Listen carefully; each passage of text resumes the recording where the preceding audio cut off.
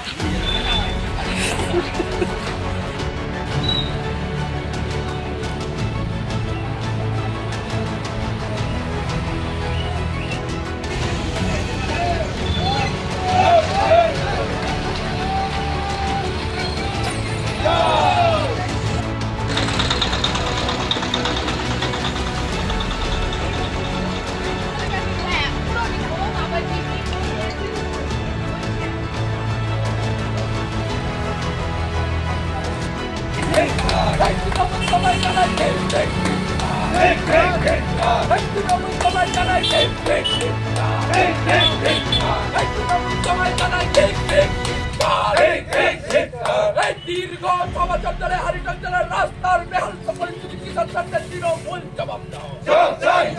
দীর্ঘ 6 বছর ধরে রাস্তার বেহাল পরিস্থিতি কি সরকারের তৃণমূল জবাব দাও।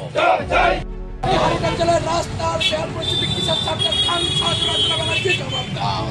এই জবাব তোমায় দিতে এই সেই জবাবের দাবিতে বিজেপি লড়ছে লড়বে লড়ছে লড়বে বিজেপি লড়ছে লড়বে লড়ছে লড়বে হরিগঞ্জের রাস্তাটা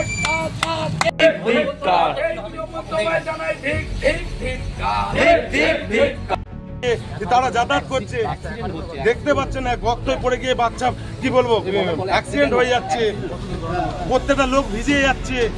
পঞ্চায়েত আছে, আমাদের তৃণমূলের পঞ্চায়েত আছে, তো তারা কি চোখে দেখতে পায় না? এটা দিয়ে যাতায়াত করছে, এটা আমাদের ছুটো যেতে হয়, ভিজে যাচ্ছে মানুষ, রুগী নিয়ে যেতে হয় রাস্তায়। কি অন্ধর মতো কি বিচার হচ্ছে নাকি? এটা দীর্ঘদিন ধরে এইরকম খানা কিনতে ভরপুর হয়ে আছে, মানে বাচ্চাদের গায়ে কাদা লেগে যাচ্ছে, এরা যে স্কুল ইউনিফর্ম পরে যাচ্ছে, তাই এমন কাদা জল কাদা ছিটতে লাগে, তারা ঘুরে বাড়ি চলে যাচ্ছে। পরের দিন স্যারেদের কৈফিয়ত দিতে হচ্ছে, কেন কোনটা স্কুল আসবে।